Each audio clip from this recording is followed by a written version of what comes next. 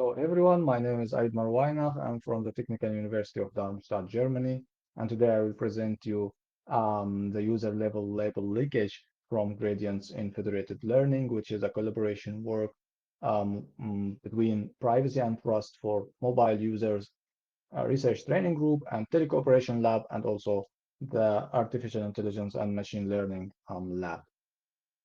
So let's start from the end of my title. So what is federated learning? So federated learning, the machine learning technique, was proposed by McMahon in 2016 to train a collaborative model actually under the coordination of a central server. And the process starts with the server sends an initial model to the users who will train the model locally on their own data and send back the gradients of this model to the server. The server aggregates all these gradients and obtains the updated global model and send it back again to the users.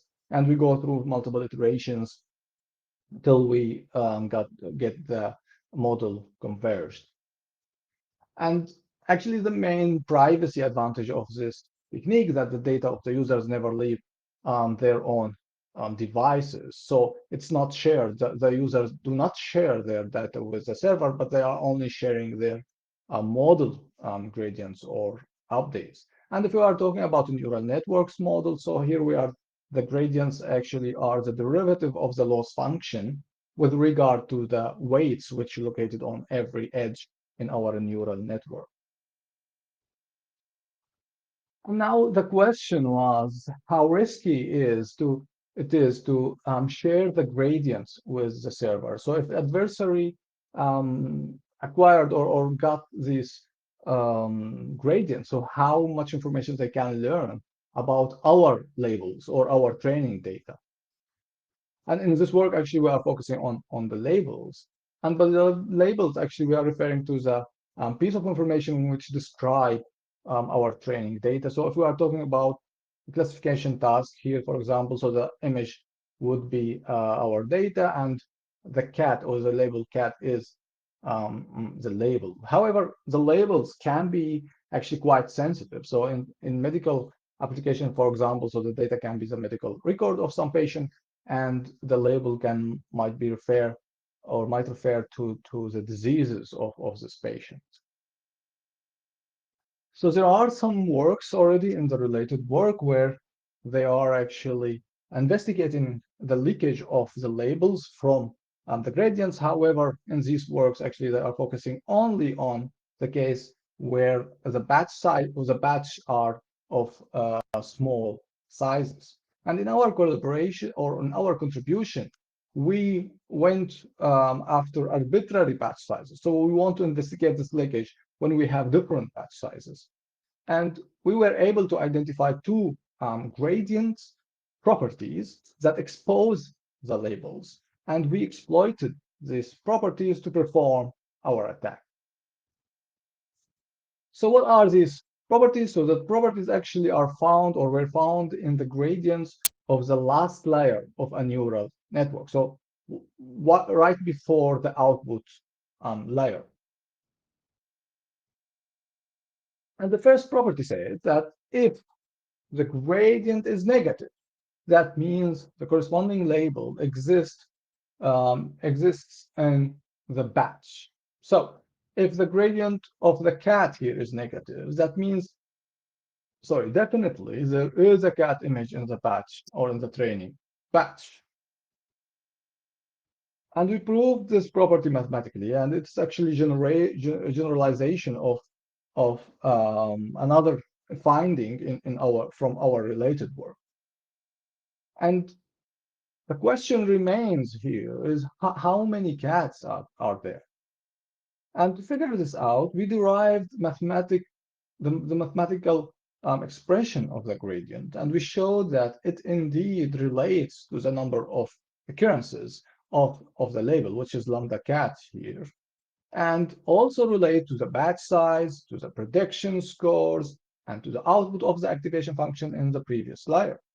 And the last actually two components are not accessible by any adversary because they are intermediate output of the calculations happened on the user device. while training the model. However, we noticed in our empirical analysis that the sum of the prediction scores is close to zero when the model is untrained, and that we can express the gradient value as a linear equation of the lambda, where we define m as the impact, which is the change of the gradient value caused by one occurrence of the label. Based on this observation, we formulated our second property, that is, in untrained models, the gradients are approximately proportional to the number of occurrences. Additionally, we noticed that the gradient is shifted sometimes with a positive value. We call it offset. We explain this shift as a result of misclassification penalty. So if we pass a dog image to the model in the training phase, and the model misclassifies this image as a cat, the gradient of the cat will receive this shift or this penalty. Now, we know that if we know the impact and the offset, we can derive then lambda. So we propose heuristic methods to estimate the impact and the offset. And those three scenarios, I will present two of them today. First scenario, where the adversary has access to the shared gradients. And here we estimate the impact as an average of the negative gradients, because we know that these gradients correspond to existing labels in the batch. And we found also empirically that multiplying with the factor of 1 plus 1 over n improves the estimation of the impact, where n is the total number of classes. And in the second scenario, the adversary has access to the gradients and the dataset with the same classes as the original one.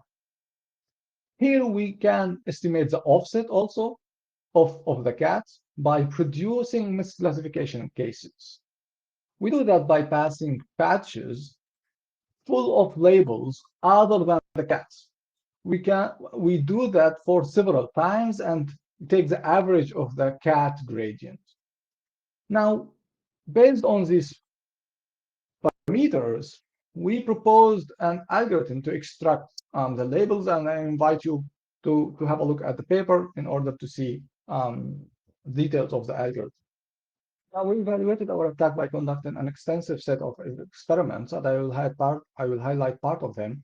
We used the success rate as a metric to measure the effectiveness of our attack, and we looked into different batch sizes, data sets, federated learning algorithms, and model architectures. Today, I will show the results of a basic CNN model, and also we studied the attack under different convergence status and defense mechanisms.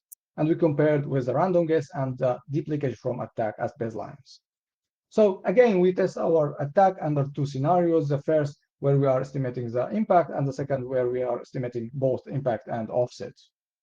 And looking at the different batch sizes and data sets, we can see for this data set, our attack under the auxiliary knowledge actually outperforms the DLG.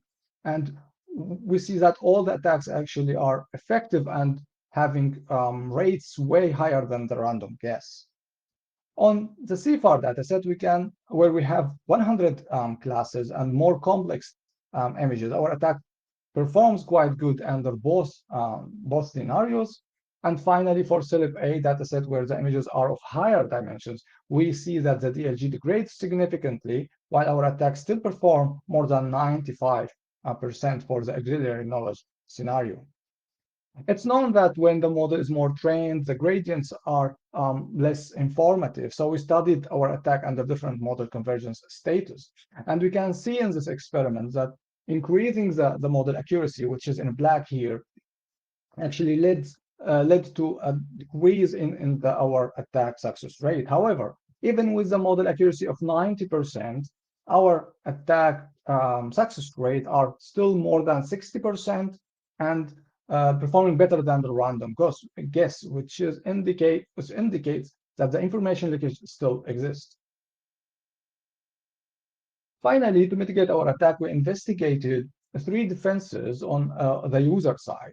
So first, we added Gaussian noise to the gradient before sharing them with the server, and we tried different standard deviation. As we can see, the attack success rate decreased, but it's still effective, better than the random. With differential privacy, we clipped the gradients and then we added noise.